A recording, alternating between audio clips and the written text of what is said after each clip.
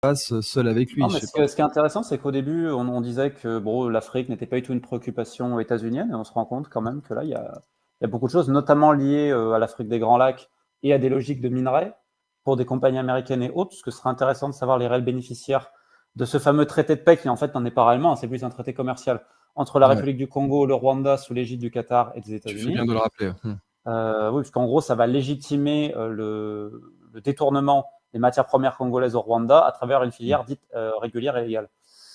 Bon, Bah, et on bref. est quand même sûr. Tu te rends compte qu'il y a il y a de quoi rembourser toute la dette américaine en RDC. Alors, ils peuvent pas sortir ça évidemment en 4 ans, on est d'accord, mais dans le sous-sol de la République démocratique Il y a Du tout. Congo, t'as minimum 40 000 milliards de matières premières, et encore hein, ajusté du prix qu'elles coûteront dans 5 ans ou 10 ans. Or là, Trump et Musk sont en train de se friter, et même comme tu l'as vu, Musk veut créer son propre parti, ça y Ouais, est. Ah oui, le Parti of America, ça y est. Musk ne supporte pas que Trump, au-delà des daddy issues, du côté psychologique, trahison du père, il supporte pas que Trump continue l'endettement américain, continue à voter des ouais, crédits. Voilà, donc lui, il a ce qui est pété un logique. câble avec ça. Oui, c'est logique, je suis d'accord. Mais du coup, peut-être que Trump se dit, ouais, la dette, t'inquiète, si on pille l'Afrique centrale, il n'y a plus de dette.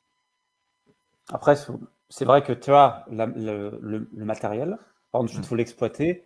Et aujourd'hui, malheureusement, en RDC, tu n'as pas forcément, pas toujours, en tout cas pas dans tous les endroits, les ateliers et le savoir-faire, pas tellement en termes de compétences, plus en termes logistiques, en termes de sécurisation, en termes d'acheminement, etc., pour Mhm. justement valoriser ta matière première et ensuite pour pouvoir Mais l'exploiter. c'est pas les Américains qui vont les installer, ça, c'est plutôt les Chinois. Et or, Trump veut surtout pas qu'ils continuent à s'implanter dans la zone.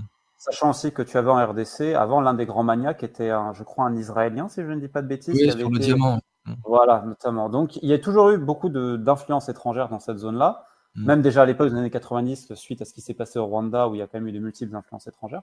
Faut pas oublier Mm. non plus le rôle de l'Ouganda au milieu et de toutes les ressources qu'on a potentiellement trouvées dans le lac Victoria. Et si je prolonge un petit peu sur cette analyse africaine, on va terminer au Mozambique, au Cabo Delgado, où depuis un moment, il y a énormément de soucis, on parle d'insurrection, etc., Ouais. liés évidemment, c'est tombé sur la même zone d'un énorme pipeline, notamment avec Total qui est là, où on parle d'énormes réserves de gaz offshore.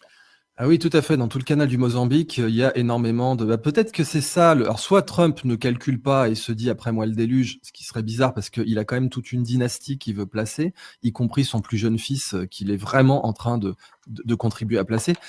Soit en fait Trump se dit allez, en fait, on va rester un empire, on va aller pomper les ressources partout où on peut les trouver et notre dette, ça va glisser tout seul, quoi.